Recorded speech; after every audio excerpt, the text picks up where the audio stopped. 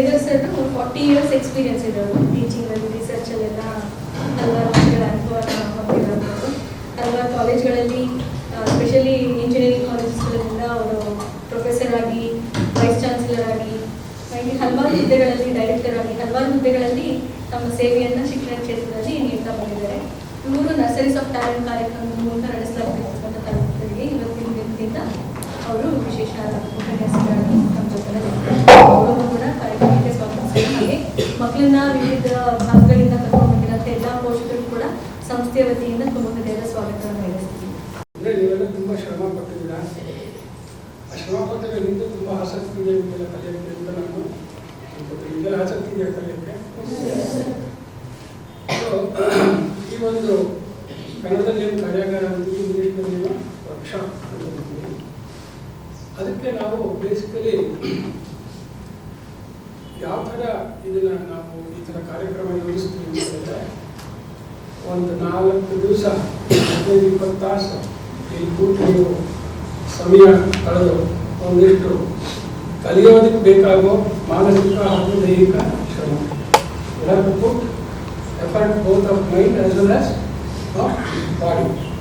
So ಅದನ್ನು ಹಾಕಿ ಏನಾದರೂ ಒಂದು ನಿರ್ದಿಷ್ಟವಾದ ಒಂದು ಕಾಂಪೋನೆಂಟ್ ಆಫ್ ನಾಲೆಡ್ಜ್ ಅಲ್ಲ ಸಬ್ಜೆಕ್ಟ್ ಅಂದರೆ ಒಂದು ವಿಷಯದ ಒಂದು ಇಂಪಾರ್ಟೆಂಟ್ ಭಾಗ, ಅದರಲ್ಲಿ ಒಂದು ರೀತಿ ಕ್ಷಮತೆಯನ್ನು ಏನು ಕೊಟ್ಟು ಅದನ್ನು ನಾವು ಒಂದು ಪ್ರಾಬ್ಲಮ್ ಸಾಲ್ವ್ ಮಾಡ್ಬೋದು. ಸೈನ್ಸ್ ಆಗಿದ್ದರೆ ಏನೇನು ಕ್ವಶನ್ ಬಗ್ಗೆ ಮಾಡೋಕ್ಕಾಗೋದು, ಅಥವಾ ಒಂದು ಲ್ಯಾಬ್ರೇಟರಿ ಎಕ್ಸ್ಪೆರಿಮೆಂಟ್ ಅಂದರೆ ಹೇಗೆ ಮಾಡೋದು, ಏನೋ ಒಂದು ವಿಷಯದ ಬಗ್ಗೆ ಏನಾದರೂ ಒಂದು ರೀತಿ 2 ಕಾಂಪೊನೆಂಟ್ ಇರುತ್ತೆ ಕಲ್ಪನೆಯಲ್ಲಿ. ಒಂದು ನಾಲೆಡ್ಜ್, ಇನ್ನೊಂದು ಸ್ಕಿಲ್.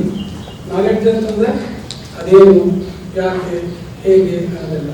ಸ್ಕಿಲ್, ಕೌಶಲತೆ ಅಂತಂದರೆ ಒಂದು ನಿರ್ದಿಷ್ಟವಾದ ಕಾರ್ಯಕ್ಕೆ ಏನು ಕೊಡ್ತಾರೆ ಅದನ್ನು ಕಮ್ಮಿ ಸಮಯದಲ್ಲಿ ಕರಾರುವಾಕ್ಕಾಗಿ ಮಾಡೋದು. ಅಂದರೆ with a very small given time you should be able to do it perfectly without ಏನು ಎಲ್ಲ ಒಂಥರ ಸುಮ್ಮನೆ ಭಾಳ ಸೀರಿಯಸ್ ಆಗಿ ಕೂತ್ಕೊಂಡಿದ್ದೀರಾ, ಟೆನ್ಷನ್ ಆಗ್ತಾ ಇದೆಯಾ, ಎಲ್ಲ ಸ್ವಲ್ಪ ಮೈ ಕೊಡ್ತಾರೆ.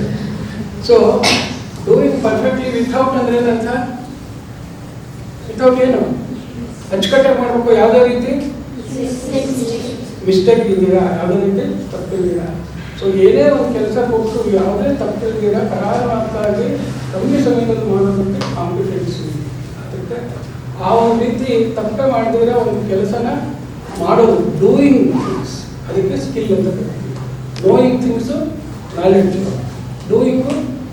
ಸೊ ಲೆಕ್ಕ ಬೋರ್ಡ್ ಮೇಲೆ ಮೇಟ್ ಮಾಡ್ತಾ ಇದ್ದರೆ ಮೇಟ್ ಡೂಯಿಂಗ್ ಬರುತ್ತೆ, ನಿಮಗೇನು ಬರುತ್ತೆ, ನೋಡಿಂಗ್ ಬರುತ್ತೆ, ನೋಡಿಂಗ್ ಬರುತ್ತೆ, ಹೌದಾ? ಸೊ ನೀವು ಮಾಡೋದು ಯಾವಾಗ ಅರ್ಥ ಆಗ್ತಾ ಇಲ್ಲ. ನಿಮಗೆ ಲೆಕ್ಕ ಬರ್ಬೇಕಾದ್ರೆ ನೀವೇನು ಮಾಡಬೇಕು, ನೀವು ಲೆಕ್ಕ ಮಾಡಬೇಕು. ಸೊ ಗಣಿತ ಹೇಗಪ್ಪ ಕಲಿಬೇಕು ಅಂತಂತಂದ್ರೆ ಲೆಕ್ಕ ಮಾಡಿ. You learn mathematics by doing mathematics ಅಂತ.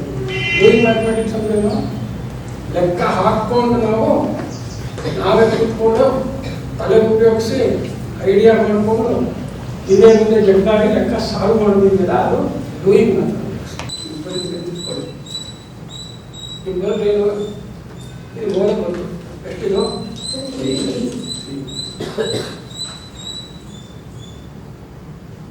ನಿಮ್ಗಂದ್ರೆ ಏನಾಯ್ತದು,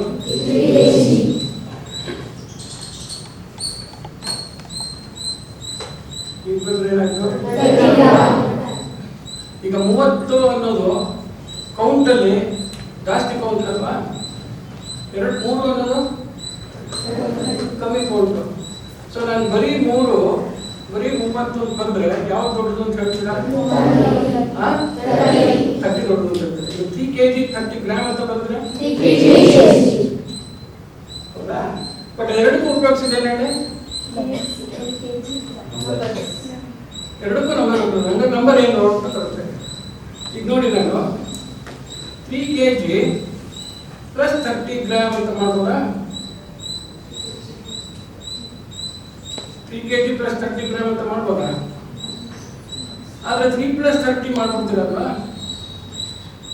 3 + 30 ಅಂದರೆ 3 gram plus 30, 3 kg plus 30 gram ಅಂದರೆ ಏನಾಯ್ತು ಅವಾಗ, ಇಲ್ಲ ಗ್ರಾಮ್ನ ಕೆಜಿ ಕನ್ವರ್ಟ್ ಮಾಡಬೇಕು, ಇಲ್ಲ ಕೆಜಿನ. ಈ ನಂಬರ್ ಅಂದರೆ ಏನು ಅಂತ ತಿಳ್ಕೊಬೇಕು. ನಂಬರ್ ಅನ್ನೋದು ಏನು ಅಬ್ಸ್ಟ್ರಾಕ್ಟ್ ಆಗ್ತದೆ ಅಂತ ತಿಳ್ಕೊಬೇಕು. ಸೊ ಬೇಸಿಕಲಿ 3 kg ಅಂತ ಕರೆದಾಗ ಇದನ್ನ ಕ್ವಾಂಟಿಟಿ ಅಂತ ಏನಂತೀವಿ ಇದು. ಅದರಲ್ಲಿ ಈ kg ಅಂತ ಇದೆಯಲ್ಲ ಅದನ್ನ ಯೂನಿಟ್ ಆಫ್ ಮೆಷರ್ ಅಂತ ಕರಿತೀವಿ. Unit of measure. ಆ ಕ್ವಾಂಟಿಟಿ ಅನ್ನೋದೇನು ತೂಕ ಅಂತ ಕರಿತೀವಿ, ವೆಯ್ಟ್ ಅಂತ ಕರಿತೀವಲ್ಲ. ಸೊ ಈ ಕ್ವಾಂಟಿಟಿ ಹೆಸರೇನಿಲ್ಲಿ, ಕ್ವಾಂಟಿಟಿ ಹೆಸರೇನು ವೆಯ್ಟ್. ಫಿಸಿಕ್ಸ್ಗೆ ಹೋದಾಗ ಅದು ಮಾಸು ಅದೆಲ್ಲ ಆಗುತ್ತೆ, ಅದು ಬೇಡ ತಕ್ಷಣ ಬಂತು ಇದು ಮಾಡಿಕೊಂಡು ವೆಯ್ಟ್ ಅಂತ ಅನ್ಕೋಣ. ಅದೇ ರೀತಿ ಇವಾಗ ಇಲ್ಲಿ 3 ಮೀಟರು 30 ಮಿಲಿಮೀಟರ್ ಅಂತ ಬರೆದ್ರು ಬೇರೆ ಆಗುತ್ತಲ್ಲ ಕ್ವಾಂಟಿಟಿ. ಇಲ್ಲೇನಾಯ್ತು ಕ್ವಾಂಟಿಟಿ, ಇದು ಕ್ವಾಂಟಿಟಿ ಆಯ್ತು 3 ಮೀಟರ್ ಅಂತ ಬರಲ್ಲ. ಈ ಕ್ವಾಂಟಿಟಿ ಹೆಸರೇನಾಯ್ತು ಡೈಮೆನ್ಷನ್ ಅಂತ ಬರಲ್ಲ. ಅದೇ 3 ಕಿಲೋಮೀಟರ್ ಅಂತ ಬರೆದ್ರೆ ಅದನ್ನ ಏನಂತ ಕರಿತೀವಿ ಕ್ವಾಂಟಿಟಿ, ಡಿಸ್ಟೆನ್ಸ್. ಸೊ ಅಲ್ಲಿಗೆ ಏನಾಯ್ತು, there is now an important physical characteristic of objects around us, of world around us, is known as quantity. ಅದನ್ನ ನಾನು ಅಳಿಬೇಕಲ್ವಾ. So there is a process. How much ಅಂತ ಕೇಳಿದ್ರೆ how heavy, how light, how far, how short, how long ಅಂತ ಕೇಳಿದ್ರೆ ನಂಗೆ ಏನು ಬೇಕು, ಒಂದು ಮೆಷರ್ ಬೇಕು, ಅಳತೆ ಬೇಕು, ಹೌದಾ. ಸೊ ಅದಕ್ಕೆ ಏನಂತ ಕರಿತೀವಿ ಮೆಷರ್. ಅಳತೆ ಮಾಡ್ಬೇಕಾದ್ರೆ ಇಲ್ಲಿ ಕೊಟ್ಟಿಟ್ರೆ ಇದು 1 kg, ಇಲ್ಲಿಟ್ರೆ ಇದು 1 ಗ್ರಾಮು, ಈ ಥರದ್ದೆಲ್ಲ ಯೂಸ್ ಮಾಡ್ತೀವಿ. ಅದೇನು ಅದಕ್ಕೆ ಯೂನಿಟ್. ಎಷ್ಟು kg ಕೊಟ್ಟಿಟ್ರೆ 4 ಸತಿ 4 ಕೌಂಟ್ ಮಾಡ್ತೀವಿ, 4 kg ಅಂತ ಹೇಳ್ತೀವಿ. So what do we do, we ಇದಿಷ್ಟು ಮಾಡಿದಾಗ ಈ ಕೌಂಟ್ ಎಕ್ಸ್ಪ್ರೆಸ್ ಮಾಡ್ತೀವಲ್ಲ 3, 4 ಅಂತ, ಅದು ನಂಬರ್. ಸೊ ನಂಬರ್ ಅಂದ್ರೆ ಏನು ಅಂತಂದ್ರೆ, number is counts of units of measure of units of measure of ನಾವು ಕೂಡೋದಕ್ಕೆ ಮುಂಚೆ 3 + 30 ಅಂತ ಬರೆದಾಗ ಏನು ಬರ್ದಿಲ್ಲ. ಸೊ ನಿಮ್ಮ ಮನಸ್ಸಲ್ಲಿ ಏನೋ ಅನ್ಕೊಂಡ್ಬಿಟ್ಟಿದ್ರಿ, ಕೂಡ್ಬೇಕಾದ್ರೆ 3 kg + 30 ಗ್ರಾಮ್ ಕೂಡಕ್ಕಾಗಲ್ಲ ಅಂತ ನಿಮ್ಗೆ ಗೊತ್ತು. 3 ಮೀಟರ್ + 30 ಮಿಲಿಮೀಟರ್ಸ್ ನೀವು ಕೂಡಕ್ಕಾಗಲ್ಲ ಅಂತ ಗೊತ್ತು, ಹೌದಾ. ಸೊ 3 + 30 ಮಾತ್ರ ಕಲ್ತ್ಬಿಟ್ರೆ ಕೂಡಕ್ಕೆ ಏನು ಅಚೀವ್ ಮಾಡ್ಕೊಂಡಿದ್ರಿ ಅವಾಗ. They are all representing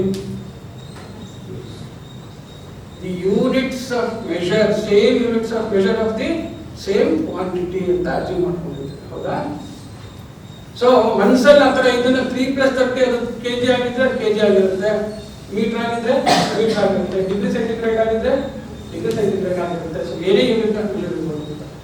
ಆ ಥರ ನಾನು ಅದಕ್ಕೆ ಏನು kg ಮೀಟರ್ ಇವೆಲ್ಲ ಹಾಕದೇ ಇದ್ದಾಗ ಅದ್ರ ಬಗ್ಗೆ ಏನೋ ಮನಸ್ಸಲ್ಲಿ ನಾನು ಕಲ್ಪನೆ ಇಟ್ಕೊಂಡಿದ್ದೀನಲ್ಲ ಅಂತವಾಗ ಅದಕ್ಕೆ ಏನಂತ ಕರಿತೀವಿ, ಅಬ್ಸ್ಟ್ರಾಕ್ಟ್. ಏನಂತ ಕರಿತೀವಿ, ಪರಿಕಲ್ಪನೆ ಇರುತ್ತೆ. ಸೊ ನಾವು ಏನೇ ಕೂಡೋದು, ಕಳೆಯೋದು, ಗುಣಿಸೋದು, ಹಾಕಿಸೋದು, ಏನೇ ಆಪರೇಷನ್ಸ್ ಮಾಡ್ಬೇಕಾದ್ರೆ ಬರೀ ಒಂದು ನಂಬರ್ ಅಂತ ಬರೆದಾಗ ಅದರಿಂದ ಇಷ್ಟು ಚರಿತ್ರೆ ಇದೆ. ಯಾವ ಚರಿತ್ರೆ, they all represent counts of same units of measure of the same. ಅದಕ್ಕೆ ಅದನ್ನ ಅಬ್ಸ್ಟ್ರಾಕ್ಟ್ ಅಂತ ಹೇಳ್ತಾರೆ. ಅವಾಗ it is called a mathematical object. What is it called? ಅವಾಗ ಅದನ್ನ object. So number is the first mathematical object. So measure ಮಾಡ್ಬೇಕಾದ್ರೆ unit of measure ಅಂತ ಬಂತು. ಕೆಲಸಕ್ಕೆ ಏನಾಗುತ್ತೆ, ಏನೋ ಒಂದು ಯೂನಿಟ್ ಕೊಡ್ತೀವಿ, ಸ್ಕೇಲ್ ತಗೊಳ್ತೀರಾ ಅಂತ ಇಟ್ಕೊಂಡು ಒಂದು ಯೂನಿಟ್ ಆಫ್ ಮೆಷರ್ ಕೆಲಸದಿಂದ. ಸೊ ಯೂನಿಟ್ ಆಫ್ ಮೆಷರ್ ನಾವು ತಗೊಂಡಾಗ ಸಾಕಾಗೋದಿಲ್ಲ, ಒಂದು ಸ್ವಲ್ಪ ಪಾರ್ಟ್ ಆಫ್ ದಿ ಯೂನಿಟ್ ಬಂದ್ಬಿಡುತ್ತೆ ಮೆಷರ್ ಮಾಡ್ತಾರೆ. ಅವಾಗ ಒಂದು ಚಿನ್ನಿ ದಾಂಡು ಆಡ್ತಾ ಇರ್ತೀರ, ನೀವು ದಾಂಡು ಏನೋ ಉದ್ದ ಇರುತ್ತೆ, ಅಳಿತೀರಾ. ನೀವೇನೋ ಒಂದು ಲೆಂತ್ ಅಳಿಬೇಕಾದ್ರೆ ದಾಂಡಿದ ಅರ್ಧನೋ ಕಾಲು ಭಾಗ ಬಂದ್ಬಿಡುತ್ತೆ, ಹೌದಾ. So you will get situations where you have to measure part of the whole ಅಂತ ಹೇಳಿ. ಪಾರ್ಟ್ ಆಫ್ ದಿ ಅಂದ್ರೆ ಒಂದು ಇಡೀ ಏನಿರುತ್ತೆ ಆ ಇಡೀ ಒಂದು ಭಾಗ ಮಾತ್ರ ನಾವು ಮೆಷರ್ ಮಾಡೋಕೆ ಬರುತ್ತೆ. ಅವಾಗ we use this new object called.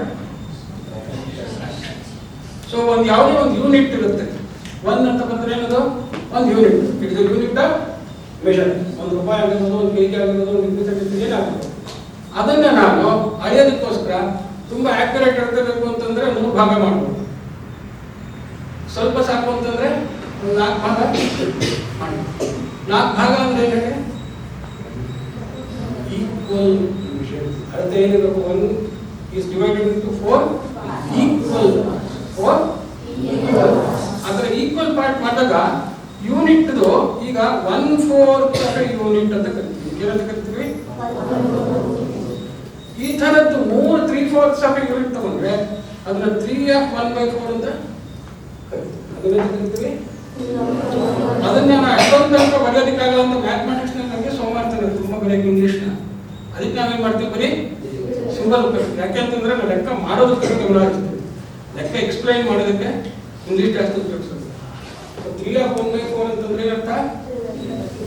1/4 ಅನ್ನೋ unit partial unit 3 equal units ನ ಈಕ್ವಲ್ ಪಾರ್ಷಿಯಲ್ ಯೂನಿಟ್ಸ್ ನ ತಗೊಳ್ತೀವಿ. ಸೊ ಇವಾಗ this is known as a fraction. ಇದನ್ನೇ ಡಿನಾಮಿನೇಟರ್ ಅಂತ ಕರಿತೀವಿ. ಏನಂತ ಕರಿತೀವಿ? ಇದನ್ನೇನಂತ ಕರಿತೀವಿ? ಇದನ್ನೇನಂತ ಕರಿತೀವಿ? Fraction bar. ಏನಂತ ಕರೀತಾರೆ? ಈ ಲ್ಯಾಂಗ್ವೇಜ್ ಎಲ್ಲ ಕರೆಕ್ಟ್ ಆಗಿ ಗೊತ್ತಿರಬೇಕು. ನ್ಯೂಮರೇಟರ್. ಈಗ ಈ ಫ್ರಾಕ್ಷನ್ ಬಾರ್ ನಲ್ಲಿ ಈ ತರ ಬರದೆ ಅಂತ ಇಟ್ಕೊಳ್ಳಿ. ಏನಾಯ್ತು ಇವಾಗ? ಇದು ಫ್ರಾಕ್ಷನ್ ಬಾರ್, ಮೇಲೂ ಒಬ್ಬ ಫ್ರಾಕ್ಷನ್ ಇದ್ದಾನೆ, ಹೌದಾ? ಕೆಳಗೂ ಒಬ್ಬ ಇರ್ಲಿ ಬಿಡಿ, ಬರಕ್ಲಿ. ಜಿಮ್ಗೆ ಹೋದ್ರೆ ನಮ್ಗೆ ಡಂಬಲ್ಸ್ ಯಾಕೆ ಎತ್ತಬೇಕು ಅಂದ್ರೆ ಶಕ್ತಿ ಬರಕ್ಕೆ ಎತ್ತಬೇಕು ಅಂತ. ನಂಗೆ ತುಂಬಾ ಚೆನ್ನಾಗಿ ಗೊತ್ತಾಗಬೇಕು ಅಂದ್ರೆ ನಾವು ಮೇಲೂ ಒಂದು ಫ್ರಾಕ್ಷನ್ ಹಾಕ್ತೇವೆ, ಕೆಳಗಡೆ ಒಂದು ಫ್ರಾಕ್ಷನ್ ಹಾಕ್ತೇವೆ. ಅಥವಾ ಈಗ 3/5/8 ಅಂತ ಬರುತ್ತೆ, ನ್ಯೂಮರೇಟರ್ ನಲ್ಲಿ ಬರೀ ನಂಬರ್ ಇದೆ, ಇಲ್ಲೇನಿದೆ ಬರೀ ಫ್ರಾಕ್ಷನ್ ಇದೆ. ಅಥವಾ 5/8/3 ಅಂತ ಬರುತ್ತೆ, ಏನಾಯ್ತು? ಮೇಲೆ fraction, denominator number, fraction bar ಇದೆ. ಈ ತರದಕ್ಕೆಲ್ಲ ನಾವು we call them complex fractions. ಏನಂತ ಕರಿತೀವಿ? ಈ ಕಾರ್ಯಗಾರದಲ್ಲಿ ಈ ತರ ನೀವು complex fractions in arithmetic and algebra ಅದನ್ನ ಸಿಂಪ್ಲಿಫೈ ಮಾಡೋದು. ಅದನ್ನೇನ್ ಮಾಡೋದು? ಸಿಂಪ್ಲಿಫೈ ಮಾಡೋದು ಅಂತಂದ್ರೆ reducing to their lowest term. Reducing to their lowest term. ಈಗ ನೋಡಿ, for example 6/8 ಅಂತ ಬರುತ್ತೆ. 6/8 ಅಂತ ಬರುತ್ತೆ. Is it the lowest form of fraction? No. ಯಾಕೆ?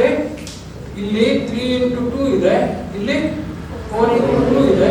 ಸೊ ಈ ಕಾಮನ್ ಫ್ಯಾಕ್ಟರ್ ನಾನು ಕಿತ್ತಾಕಿದಾಗ ಮತ್ತೆ ಎಕ್ಸಾಕ್ಟ್ ಡಿವಿಷನ್ ಆಗೋದಿಲ್ಲ. 3 and 4 are relative primes ಅಂತ ಕರೀತೀವಿ. ಏನಂತ ಕರೀತೀವಿ ಅದಕ್ಕೆ? The numerator and denominator do not have common factor. So the common factor is 1. ಅಂಥವಾಗ that is the stage when you call it reduced to lowest form. So ಇದನ್ನ ಈ ಫಾರ್ಮುಲಿಂಗ್ ತರೋ process ಗೆ ನಾವು ಸಿಂಪ್ಲಿಫಿಕೇಶನ್ ಏನಂತೀವಿ? ಸರಿಯಾಗಿ